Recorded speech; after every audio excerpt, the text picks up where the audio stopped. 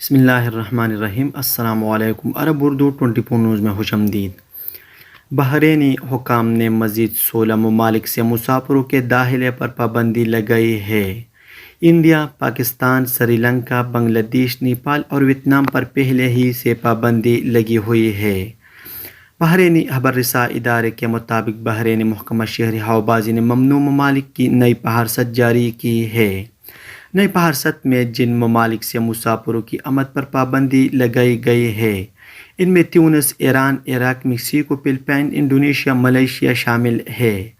بحرینی محکمہ شہری ہوابازی نے بیان میں کہا کہ اس سے قبل جو ممنوع ممالک کی فہرست جاری کی گئی تھی اور جس میں انڈیا، پاکستان شامل ہے، وہ بھی نئی فہرست کے ساتھ مؤثر ہوگی۔ روشن ڈیجیٹل اکاؤنٹ سے رقم کی پاکستان منتقلی پر فیس وصولی شروع۔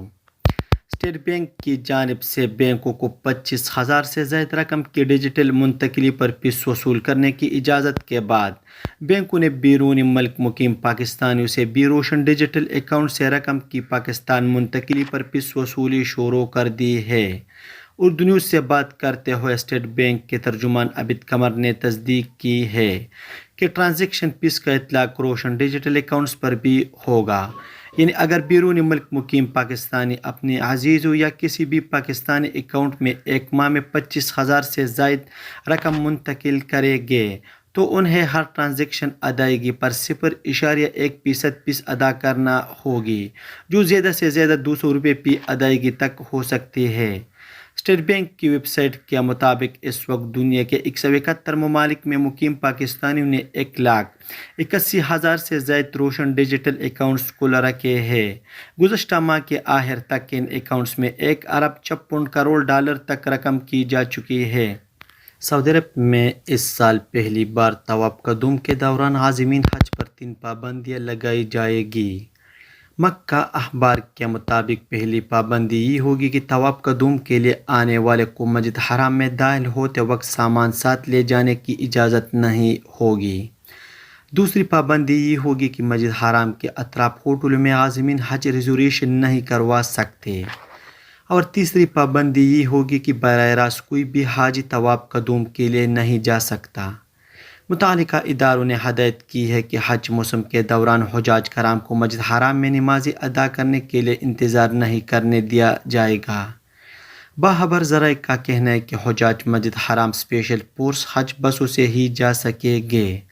استقبالیہ مراکز پر بسیں تیار ہوگی، فی بس 20 حجاج استقبالیہ مرکز سے مسجد حرام جائیں گے۔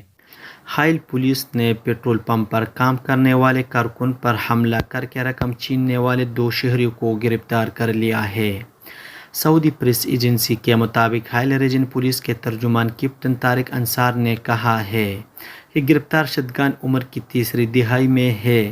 نگران کیمروں کی مدد سے ان کی شناخت ہو گئی تھی۔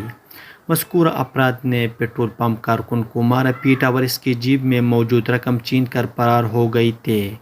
انہوں نے کہا کہ اطلاع ملتے ہی پولیس کی ٹیم موقع پر پہنچ گئی اور نگران کیمروں کا ریکارڈ حاصل کر لیا۔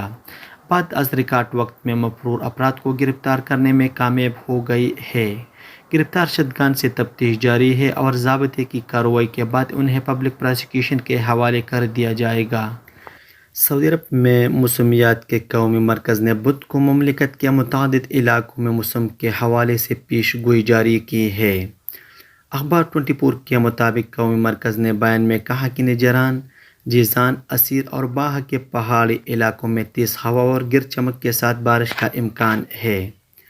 مکہ مکرمہ ریجن کے پہاڑی علاقے بھی بارش کی زد میں رہیں گے۔ قومی مرکز کا کہنا ہے کہ مکہ مکرمہ ریجن کے ساحلی علاقوں اور شرقیہ نیز ریاض کے بعض مقامات پر گرد آلود ہواؤں سے حد نظر محدود ہو جائے گی۔ سب سے زیادہ درجہ حرارت وادی دواسر میں 45 سینٹی گریڈ ہوگا اور السوداء میں سب سے کم درجہ حرارت 17 سینٹی گریڈ متوقع ہے۔ یہ تھا آج کا چند نیوز۔ السلام علیکم۔